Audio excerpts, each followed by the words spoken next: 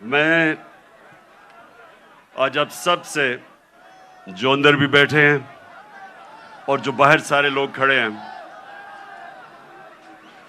بیٹھ جاؤ تاکہ وہ دیکھ سکیں. بیٹھ جاؤ نا، وہ دیکھ سکیں.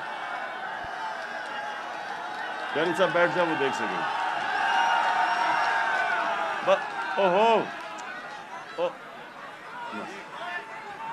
تھوڑا پیچھے.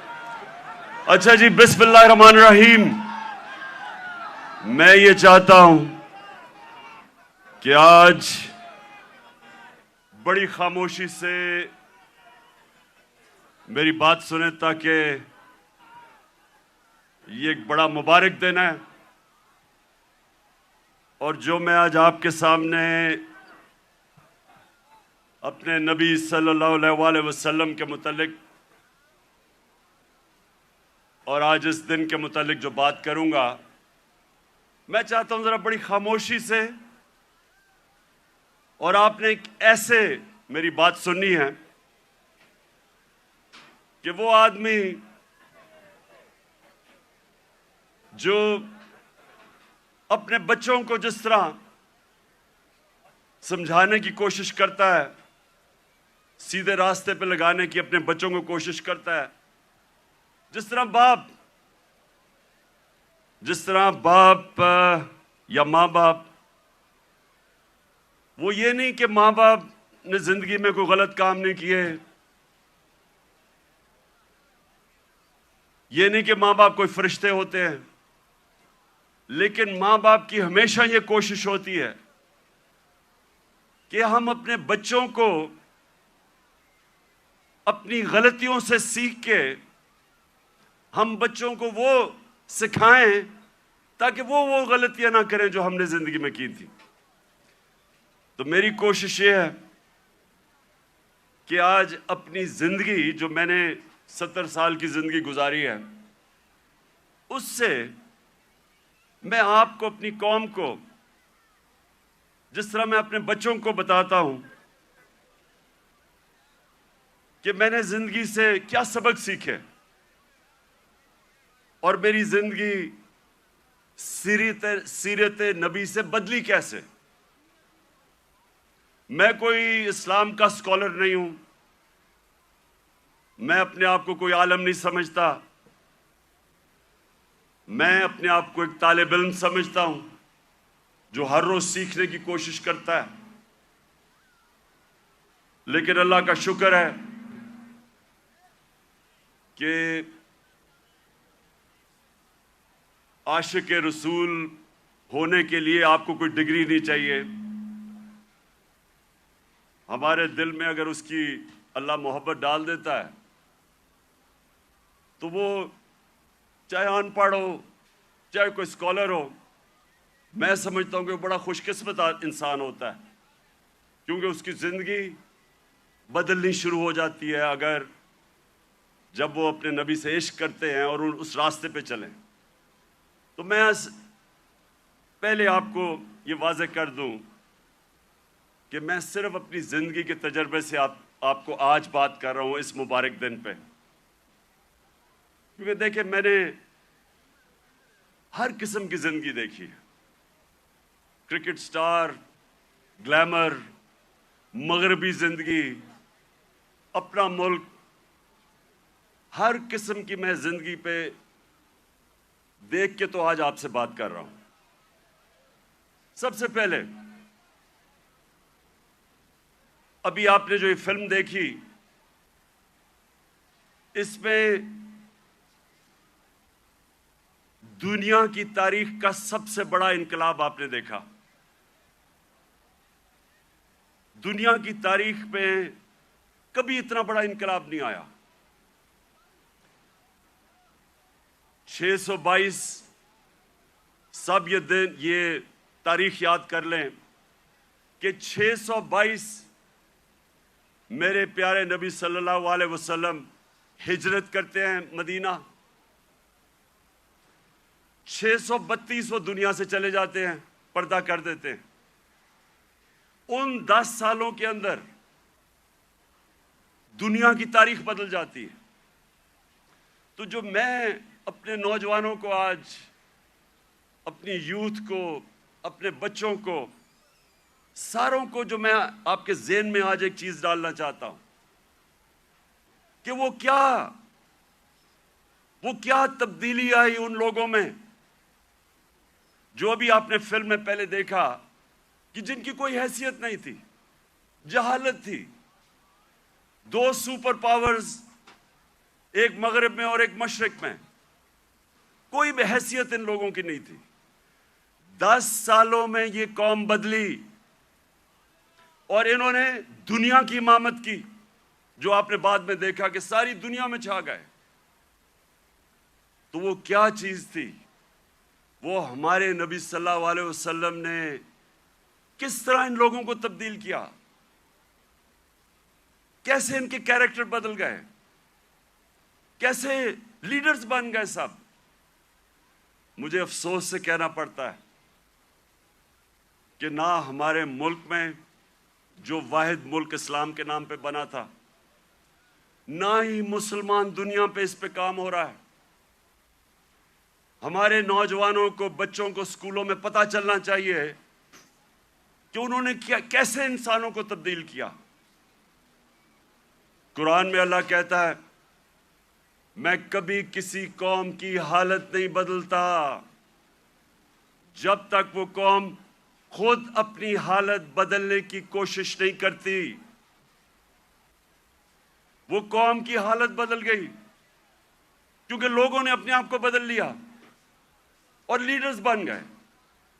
تو میں آج کوشش کروں گا کہ آپ کو میں پھر سے کہہ رہا ہوں، میں اسکالر نہیں ہوں، میں نے اپنی زندگی کے تجربے سے، جو میں نے مغرب کا پورا میں سسٹم اندر سے دیکھا ہوا ہے، تعلیم میں نے باہر لی، اس کے بعد ساری دنیا پھرا کرکٹ کی وجہ سے، پھر سیاست، پھر اپنا معاشرہ اندر سے دیکھا.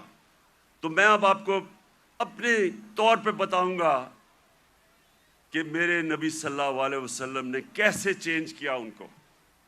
وہ لوگ پھر سے، جن کی کوئی حیثیت نہیں تھی، انہوں نے دنیا کی لیڈرشپ سنبھال لی. اور آج میں سمجھتا ہوں کہ ہمارا پاکستان ادھر ہی کھڑا ہے. وہ جو آپ نے پہلے حالات دیکھے تھے جہالت کے، ہم اس کے بڑے قریب کھڑے ہیں. اور ہم نے کیسے بدلنا ہے اپنے آپ کو؟ اگر ہم نے دنیا میں عزت سے رہنا ہے، اور اگر جو بہت بڑی خواب تھی پاکستان کی، علامہ اقبال، جو ان کی شاعری سے انہوں نے غلام ہندوستان کے مسلمانوں کو جگانے کی کوشش کی، اور ان کی شاعری کی قرآن کے اندر، ساری شاعری قرآن کے اندر ہے اور نبی صلی اللہ علیہ وسلم کی سنت کے اوپر ہے. اس کے اوپر انہوں نے جگانے کی کوشش کی ہندوستان کے مسلمانوں کو. اور وہ خواب کیا تھی کہ ہم ایک ایسا ملک بنائیں گے جو دنیا میں مثال بنے گا کہ حقیقی طور پہ اسلام کیا ہے. اور ان کی ساری نظر تھی وہ مدینہ کی ریاست، جدھر ایک مثال بنی تھی دنیا میں، جو ماڈل نے پھر اس کے بعد ساری دنیا پہ وہ پھیل گئے. 1000 سال تک مسلمان دنیا کی سپریم پاور رہے تھے. تو وہ میں پھر بھی میں پوری عاجزی سے کہتا ہوں کہ میں کوئی اسکالر نہیں ہوں، میں صرف اپنے تجربے سے اب بات کروں گا. دیکھیں، سب سے پہلے کیا ہوا، انہوں نے کیسے انسانوں کے کیریکٹر بدلے. انہوں نے کیا انہوں نے سب سے پہلے انسانوں کو آزاد کیا، ذہنی طور پہ آزاد کیا، اندرونی طور پہ آزاد کیا. کیونکہ آزاد ذہنی بڑے کام کرتے ہیں. غلام ذہن کبھی کوئی چیز ایجاد نہیں کرتے. انوینشنز، نئی ایجاد جو چیزیں ہوتی ہیں وہ آزاد مائنڈ کرتے ہیں، غلام نہیں کر سکتا. ایک غلام اچھا غلام ہی بنتا ہے، کاپی کرتا ہے. آزاد ذہن بڑے کام کرتا ہے، اور اس کی وجہ کئی 100 سال تک سارے دنیا کے ٹاپ سائنٹسٹ مسلمان تھے، اور وہ اس کی بنیاد رکھی گئی مدینہ میں۔ تو سب سے پہلے انہوں نے کیا کیا؟ میری زندگی میں جو سب سے بڑی رکاوٹ ایک انسان کی پرواز میں ہے وہ ہے خوف۔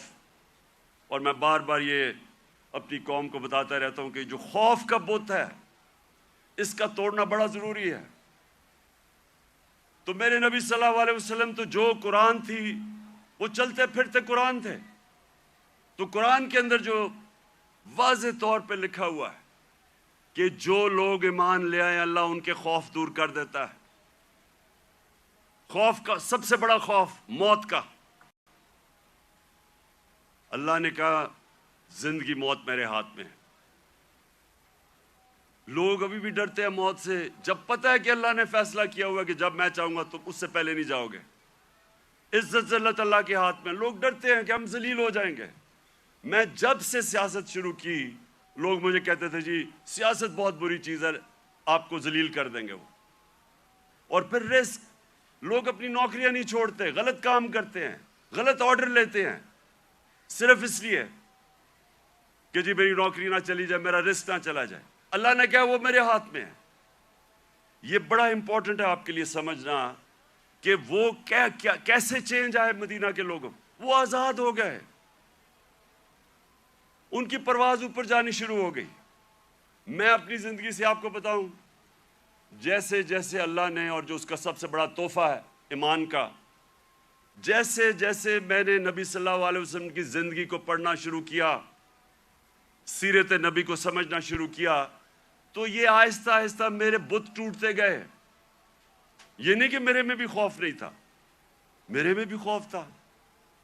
مجھے بھی یہ ہوتا تھا کہ جی لوگ مذاق اڑائیں گے، لوگ ہنسیں گے آپ کے اوپر۔ مجھے بھی میں تو بلکہ زیادہ، مجھے بچپن میں بہت ہی شرم آتا تھا، تقریر ہی نہیں ہوتی تھی لوگوں کے سامنے، تو مجھے ہمیشہ خوف ہوتا تھا کہ اچھا جی لوگ مذاق اڑائیں گے۔ جیسے جیسے ایمان آتا گیا، میں نے نبی کی سیرت سمجھتا گیا، آہستہ آہستہ یہ بت ٹوٹتے گئے۔ پہلا بت جو میرا ٹوٹا وہ یہ کہ یہ جی آپ ذلیل ہو جائیں گے، آپ کو اگر پولیٹکس میں آئیں گے آپ ذلیل ہو جائیں گے۔ یہ جو بت ہے یہ میں آپ سب کو آج بتا رہا ہوں، یہ اس لیے کہ ہماری ایمان کمزور ہوتا ہے۔ آج جتنا مجھے، جب سے میں سیاست میں آیا ہوں، جتنا مجھے برا بھلا کہا گیا، اگر مجھے ذلت کا ڈر ہوتا تو میں بڑی پہلے چھوڑ کے چلا گیا ہوتا۔ جس طرح کہ میرے اوپر ذاتی اٹیکس، ہر قسم کے میرے اوپر، جس طرح کی انہوں نے گندگی میرے اوپر پھینکی ہے 20 سالوں میں، 26 سالوں میں، کسی اور سیاستدان پہ نہیں پھینکی۔ فیملی کو نہیں چھوڑا، گھر کی خواتین، کسی کو نہیں چھوڑا انہوں نے۔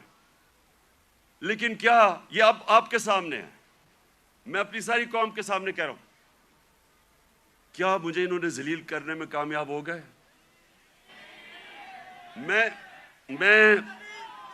ایک منٹ، میں آپ کو آج سب کو کہہ رہا ہوں، پچھلے 6 مہینے میں جتنی مجھے اللہ نے عزت دیا، مجھے ساری زندگی میں کبھی اتنی عزت نہیں ملی۔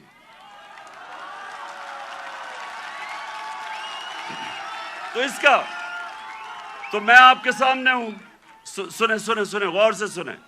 یہ جلسہ نہیں ہے، یہ غور سے سنیں، کیونکہ میں نے آج آپ کو اپنی زندگی سے سمجھا رہا ہوں کہ اگر انسان کے ہاتھ میں ذلت ہوتی تو آج میں بڑا ذلیل ہو چکا ہوتا۔ میڈیا یہ کنٹرول کرتے ہیں، میڈیا کو پیسے یہ دیتے ہیں، لفافے دیتے ہیں، مجھے تو ذلیل ہو جانا چاہیے تھا۔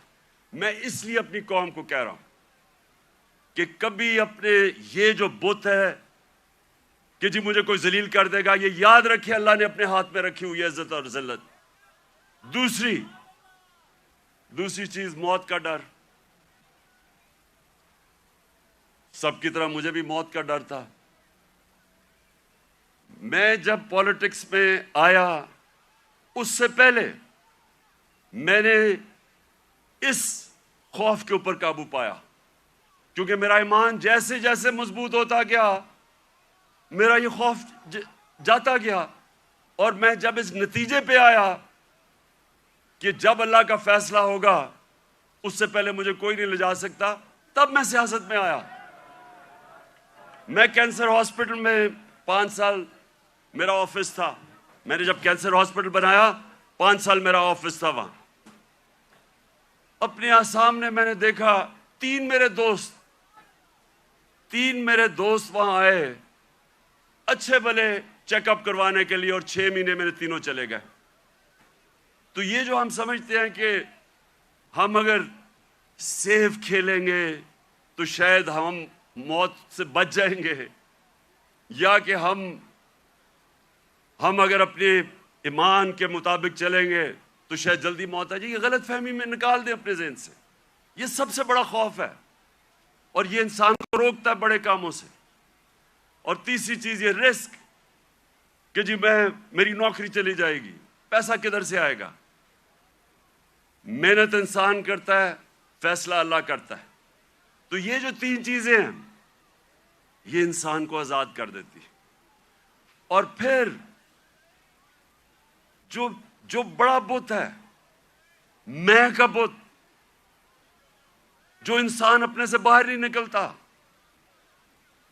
جو سب سے بڑی جہاد ہے، جہاد اکبر، اپنی نفس کے خلاف، اپنی میں کو کنٹرول کرنے کے لیے، یہ بہت بڑا بت ہے۔ اپنی ذات کے لیے، اپنے آپ کے لیے انسان سمجھتا نہیں ہے کہ اس کو اللہ نے کتنا بڑا مقام رکھا ہے۔ اس کی ویژن، جو انسان اپنے لیے زندگی گزارتا ہے وہ چھوٹا سا انسان بن جاتا ہے۔ جتنا مرضی اللہ اس کو نواز دے، جتنے مرضی پیسے دے دے، علم دے دے، جو اپنی ذات کے لیے زندگی گزارتا ہے وہ آج تک دنیا کی تاریخ میں بڑا انسان نہیں بن سکا۔ لوگ کس کو یاد رکھتے ہیں؟ ہم بڑے ہو رہے تھے لاہور میں تو سارے گنگا رام کو یاد رکھتے تھے۔ گنگا رام کو کیوں؟ اس نے ہسپتال بنایا تھا انسانوں کے لیے۔ سارے جو اللہ کے برے صغیر میں بڑے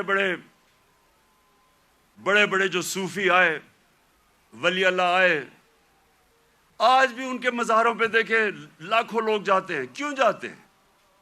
کیونکہ وہ انسانوں کے لیے آئے تھے۔ وہ سب عاشق رسول تھے۔ وہ سارے، ان کی زندگی انسانوں کے لیے تھی، اور انسانوں سے پیار کرتے، عزت دیتے۔ سو یہ جو بت ہے، جب انسان اپنے سے باہر نہیں نکل سکتا، تو میرے نبی صلی اللہ علیہ وسلم نے مدینہ میں اس طرح لوگوں کو آزاد کیا۔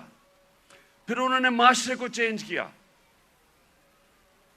انہوں نے، اب کیونکہ میں نے برطانیہ کا نظام دیکھا ہے، ادھر میں نے اندر سے کئی سال رہا اور وہاں سسٹم سٹڈی کیا، یونیورسٹی وہاں گیا۔ اب دیکھیں انہوں نے مدینہ میں سب سے پہلے چیز کیا کی؟ انہوں نے سب سے پہلے عدل اور انصاف قائم کیا۔ یہ آپ کے لیے بڑا امپورٹنٹ ہے سمجھنا۔ عدل اور انصاف کا مطلب ہوتا ہے rule of law. Rule of law کا مطلب ہوتا ہے سب لوگوں کے لیے ایک قانون، قانون کے سامنے سب ایک برابر، کوئی قانون سے اوپر نہیں ہے۔ یہ بڑا ضروری ہے آپ کو سمجھنا، کیونکہ بدقسمتی سے پاکستان میں ہم نے رول آف لا دیکھا ہی نہیں ہے۔ میں جب شروع میں گیا برطانیہ تو پہلی دفعہ میں نے رول آف لا دیکھا۔ کوئی قانون کے اوپر نہیں، وہ جا رہا، ان کا جو پرائم منسٹر ہے اس کی جرت نہیں ہے قانون توڑنے کی۔ ہم نے جب شروع میں دیکھا جو ان کا برطانیہ کا جو شہزادہ تھا پرنس چارلز، اس کو ٹریفک وارڈن نے روک کے فائن کر دیا، وہ سپیڈ کر رہا تھا۔ وہاں کوئی قانون سے اوپر نہیں تھا۔ ابھی آپ نے دیکھا کہ برطانیہ کا پرائم منسٹر جو کہ باہری اکثریت سے جیتا تھا، اس کو صرف نکال دیا گیا اس وجہ سے کہ انہوں نے کہا کہ اس نے جو لوگوں کے لیے قانون بنایا تھا سوشل ڈسٹنسنگ کا کرونا کے دوران، اس نے اس کے اوپر عمل نہیں کیا، اس پہ نکال دیا۔ قانون کی بالادستی۔ اور یہ میرے نبی صلی اللہ علیہ وسلم نے مدینہ میں کہا کہ میری بیٹی بھی اگر جرم کرے گی تو اس کو سزا ملے گی، کوئی قانون سے اوپر نہیں ہے۔ انہوں نے جو عدل اور انصاف کا نظام قائم کیا، یہ یاد رکھیں کہ پہلے عدل اور انصاف آیا، پھر خوشحالی آئی. یہ نہیں کہ پہلے خوشحالی آئی اور پھر انصاف ہوا. انصاف کی وجہ سے خوشحالی آتی ہے معاشرے میں. جو آج دنیا کے اندر ایک انڈیکس ہے، اسے کہتے ہیں رول آف لا انڈیکس، کہ کن معاشروں میں دنیا میں قانون کی بالادستی ہے اور کن معاشروں کے اندر جنگل کا قانون ہے، یعنی جس کی لاٹھی اس کی بھینس. آپ کو حیرت ہوگی سن کے کہ جس ملک میں سب سے زیادہ قانون کی حکمرانی ہے، یعنی انصاف ہے، جو مدینہ کی ریاست میں قائم کیا گیا، وہ ہے سوئٹزرلینڈ. سوئٹزرلینڈ میں 99.9% رول آف لا انڈیکس ہے، یعنی مکمل انصاف ہے. وہاں کوئی انسان قانون کے اوپر نہیں ہے. سب سے خوشحال جگہ ہے سوئٹزرلینڈ، وسائل ہے ہی نہیں.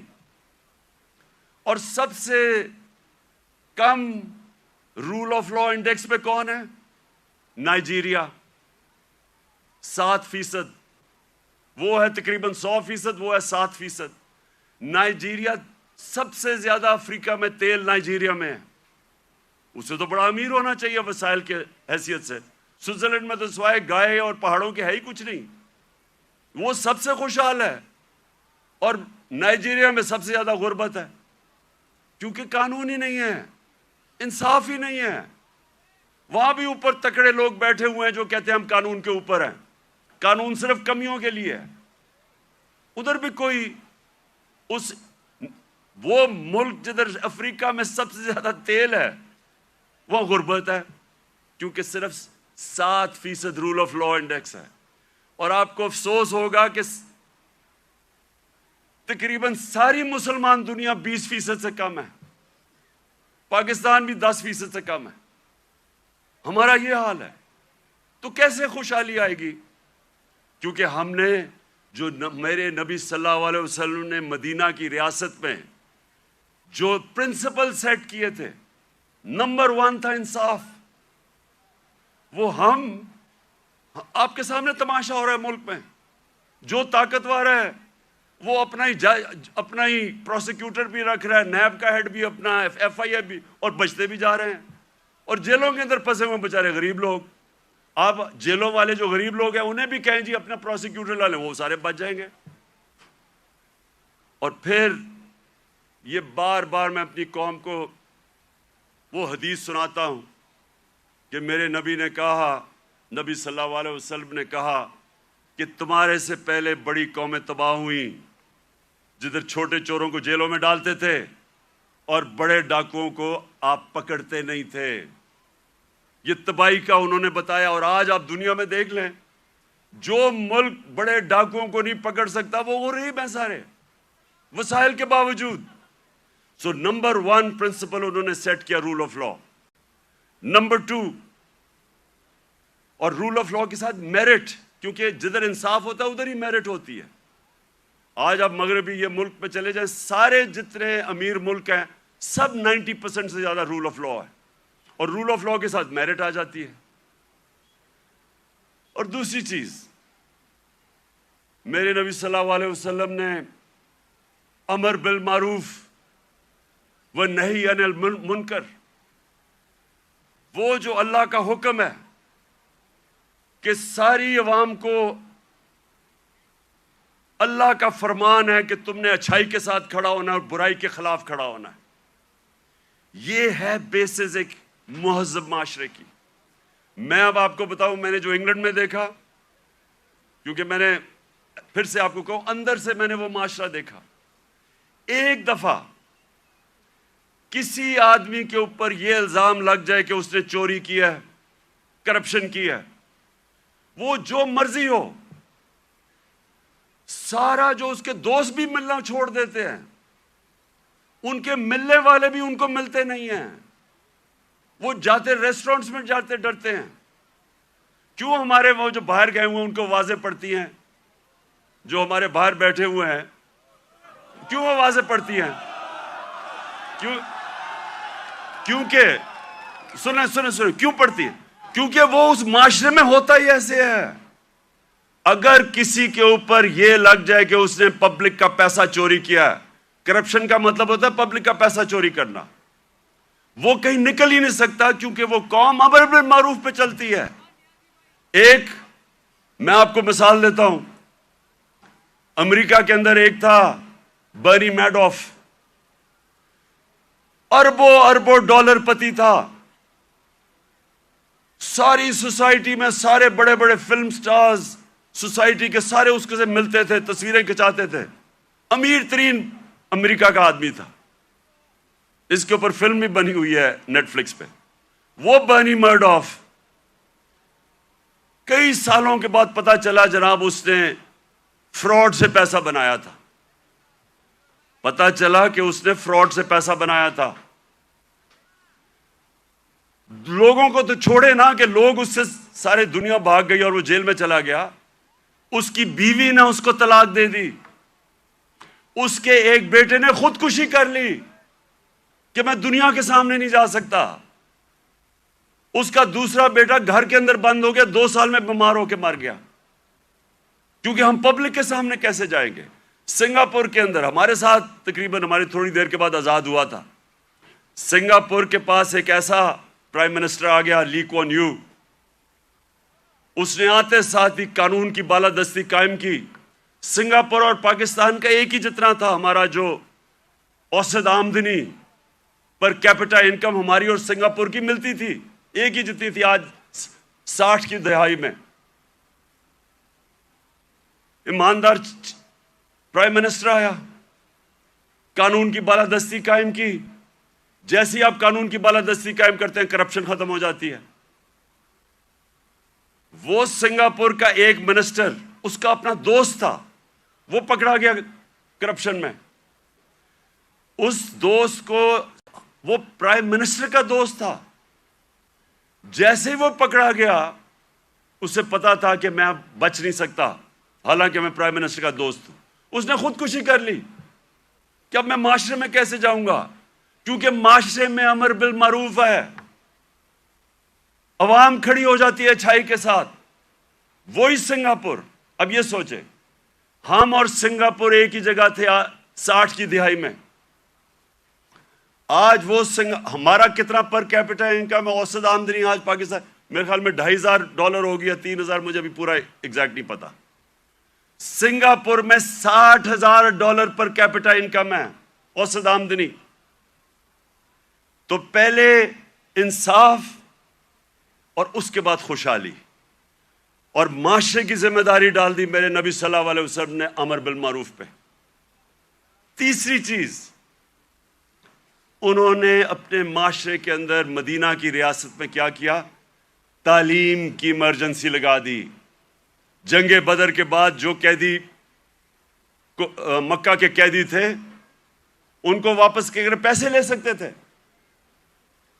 کیونکہ مسلمان تو غریب تھے تب، بلکہ جنگ بدر میں نے اتنا بھی پڑھ رہا تھا کہ کئی لوگوں کے پاس تلواریں بھی نہیں تھے، ڈنڈوں سے لڑے ہیں، تو وہ تو قیدیوں کو واپس کر کے پیسے لے سکتے تھے، ہتھیار خرید سکتے تھے۔ دنیا کے عظیم لیڈر نے کہا نہیں، جو 10 مسلمانوں کو پڑھا لکھا دے گا اس کو ہم آزاد کر دیں گے۔ تعلیم کے اوپر زور دیا، چائنا بھی جانا پڑے تعلیم حاصل کرنے کے لیے تو جاؤ، جب سے تم پیدا ہوتے ہو اور جب تک قبر میں نہیں جاتے علم حاصل کرو۔ اس لیے صدیوں تک ٹاپ سائنسدان مسلمان تھے۔ تعلیم کے بغیر معاشرہ اوپر نہیں جاتا۔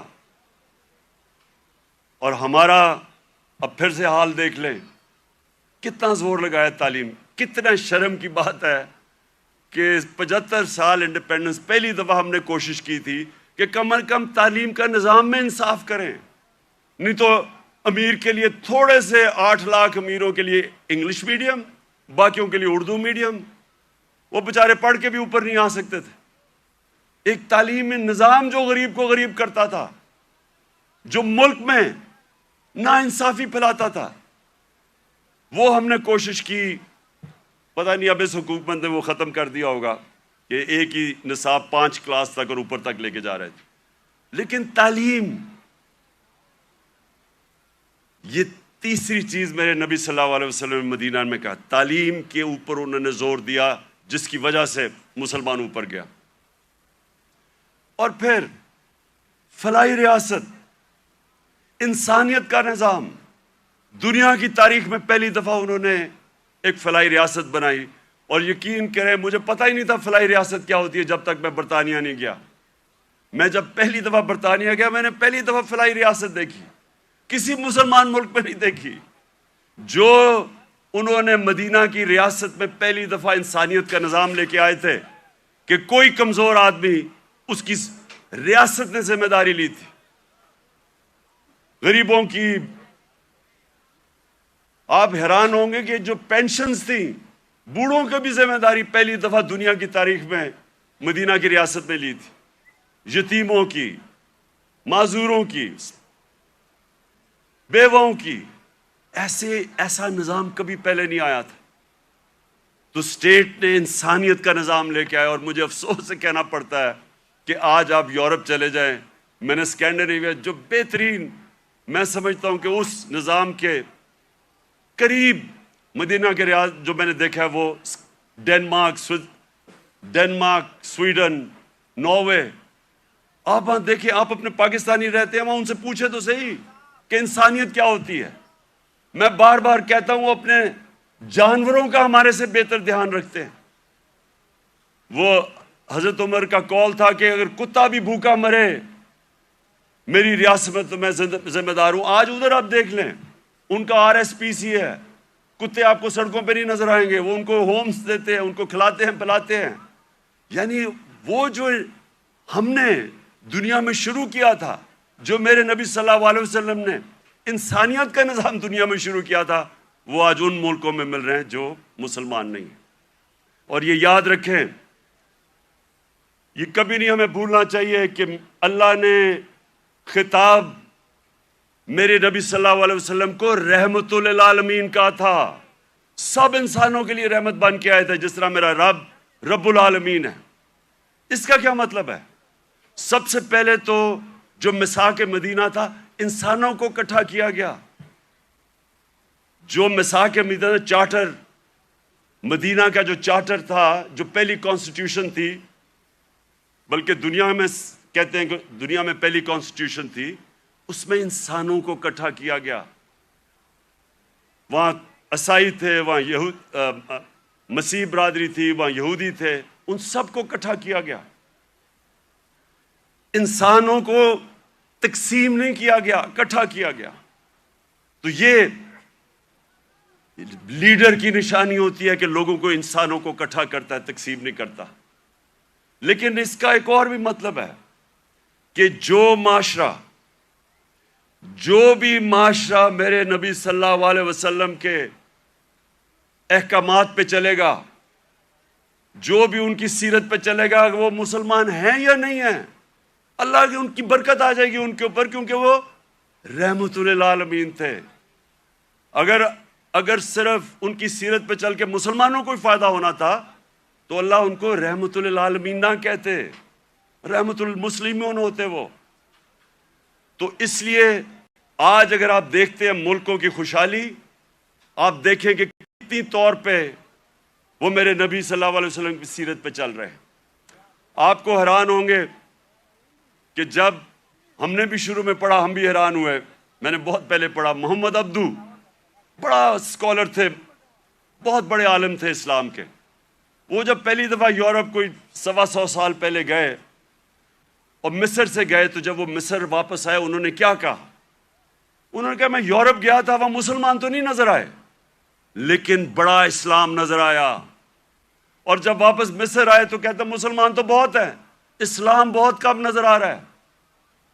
تو ہم پاکستانی جدھر آج کھڑے ہیں، ہمارے پاس ایک راستہ ہے، اور میں اس لیے آج میں چاہتا ہوں کہ اس مبارک دن ہم عشق کرتے اپنے نبی صلی اللہ علیہ وسلم سے، لیکن ہم انہوں نے جو ان کی سیرت پہ عمل نہیں کرتے، اور اس کی وجہ سے ہمارے حالات اچھے نہیں ہیں۔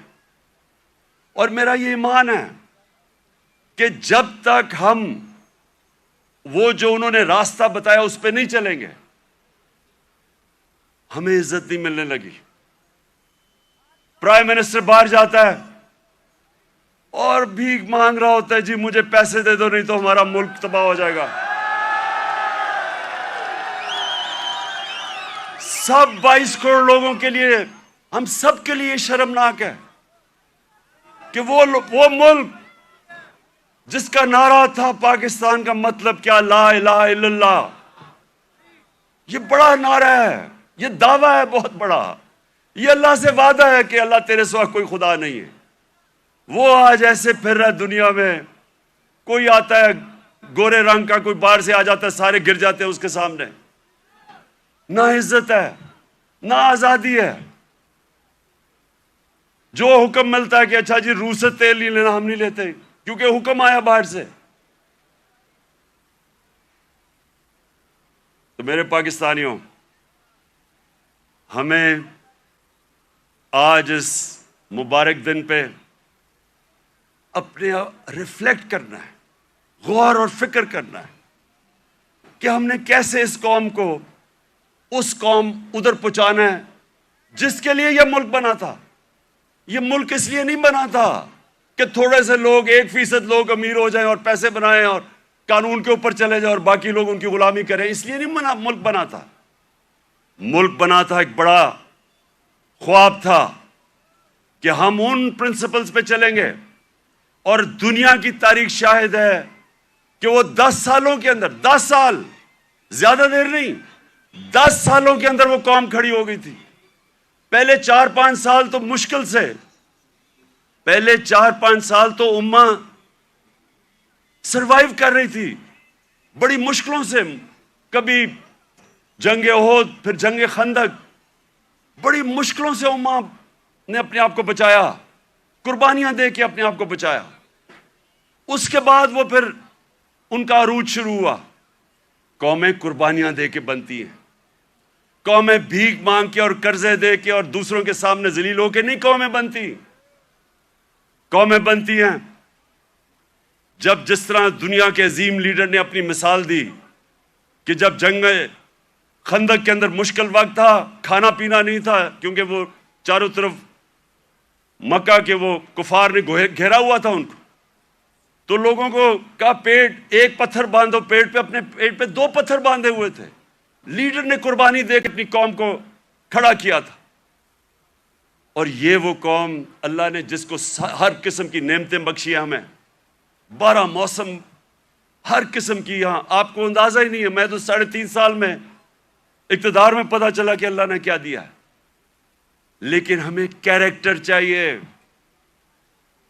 ایک کیریکٹر چاہیے ایک بڑی قوم بننے کے لیے، جو ہمارے نبی صلی اللہ علیہ وسلم نے ان کو آزاد کیا تھا، ان کا کیریکٹر اٹھایا تھا۔ ایسا کیریکٹر تھا کہ انڈونیشیا اور ملیشیا کے اندر کوئی مسلمان فوج نہیں گئی، صرف مسلمان تاجروں کی وجہ سے، ان کے کیریکٹر کو دیکھ کے لوگ مسلمان ہو گئے۔ حضرت معین الدین چشتی جب راجپوتانہ میں آئے تو وہاں تو کوئی مسلمان ہی نہیں تھا،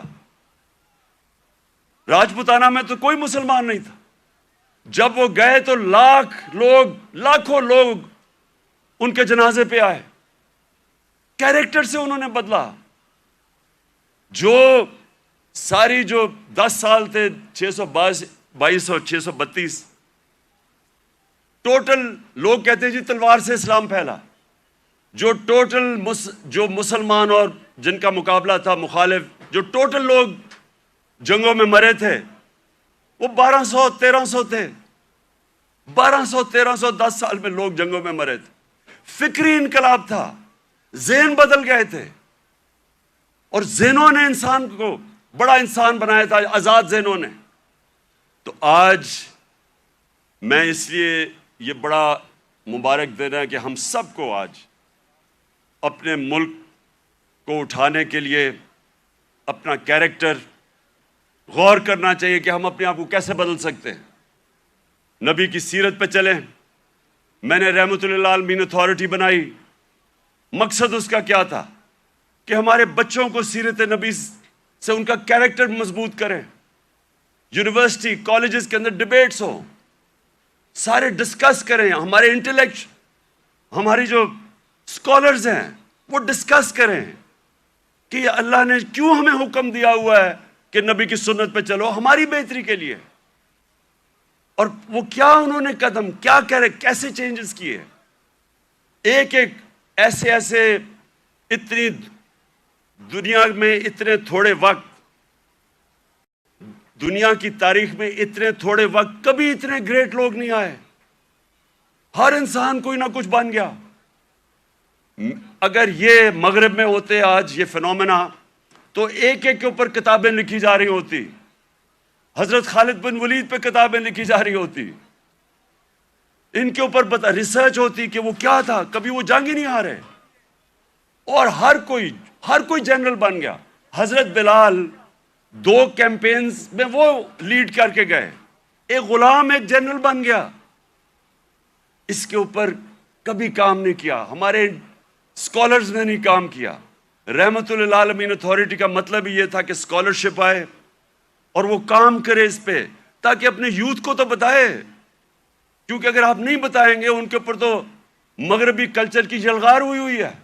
موبائل فون سے بچوں کو وہ مٹیریل مل رہا ہے جو انسانی تاریخ میں نہیں بچے اب کو ملا. تو جب تک آپ ان کو سیرت نبی سے ان کو مضبوط نہیں کریں گے, وہ کیسے, یہ جو اتنا آنسلاٹ ہے ایک وہ کلچر کا جو بالکل مختلف ہے ہمارے دین سے, ہماری تاریخ سے, ہمارے کلچر سے, وہ کیسے مقابلہ کریں گے ان کو جب تک ان کو آپ مضبوط نہیں کریں گے. وہاں تو جو کلچر آ رہا ہے ٹیلی فون سے, میں ابھی آپ کو بتا دیتا ہوں, وہ یہ کہہ رہا ہے کیونکہ ٹیکنالوجیکلی وہ اتنے آگے نکل گئے ہیں, اس کا مطلب ہر چیز میں وہ آگے ہیں, اس کا مطلب ہمارا دین بھی آؤٹ ڈیٹ ہو چکا ہے, ہمارا کلچر بھی آؤٹ ڈیٹ ہو چکا ہے. تو بیچارے ان کو کاپی کرنا شروع کر دیتے ہیں بچے, اور غلطی ہماری ہے کیونکہ ہم ان کو بتا ہی نہیں سکے کہ دوسرا ہمارا ہے کیا, جو علامہ اقبال کوشش کرتے رہے. تو یہ رحمت للعالمین اتھارٹی کا مقصد ہی یہ تھا کہ ہم ابھی سے اپنے بچے, کالج اسٹوڈنٹس, یوتھ, ان کو تیار کریں کہ 21ویں صدی میں آپ نے کیسے آپ نے فیس کرنا دنیا کو. ماں خاص طور پہ ماؤں کے اوپر جو اب پریشر ہے, مجھے تو پتہ ہے کیا پریشر پڑا ہوا ہے یہ موبائل فون کی وجہ سے, جو بچوں کے لیے اب آ گیا.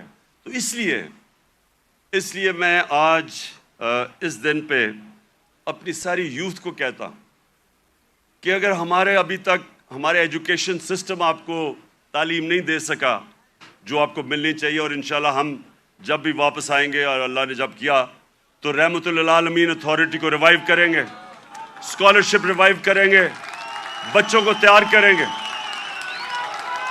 اور میں یہ چاہتا ہوں, دیکھیں آخری بات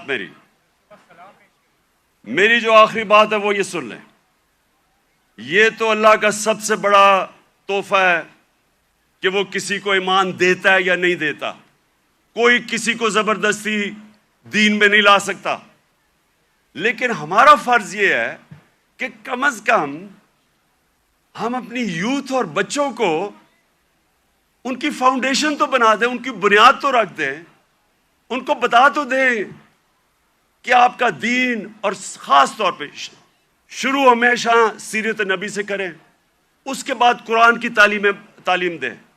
سیرت نبی ایک ایسی چیز ہے جو میں اپنے آپ سے کہہ رہا ہوں کہ میری تو پہلے مجھے نبی کی سیرت میں نے پڑھی اور سمجھی, ان کی تاریخ, ان کی زندگی, پھر مجھے قرآن کی سمجھ آئی. اس سے پہلے مجھے قرآن کی سمجھ ہی نہیں آتی تھی. تو جب تک مجھے سیرت نہیں پڑھی پھر مجھے سمجھ آنی شروع ہوئی. تو دونوں پڑھانی چاہیے, لیکن ابھی سے ہی ہمیں میں اپنے یوتھ کو اب کہتا ہوں کہ کتابیں پڑھیں, نبی صلی اللہ علیہ وسلم کی زندگی پڑھیں, سمجھیں کہ وہ دنیا میں کیا ہوا تھا. کبھی ایس دنیا کی تاریخ میں ایسا فنومینا نہیں آیا. اور اس کے بعد جو پھر اللہ آپ کو ہدایت کرتا ہے, نہیں وہ آپ کی قسمت ہے, لیکن کم از کم اس سے آپ تیار ہو جائیں گے دنیا 21ویں صدی کا مقابلہ کرنے کے لیے. بہت بہت شکریہ.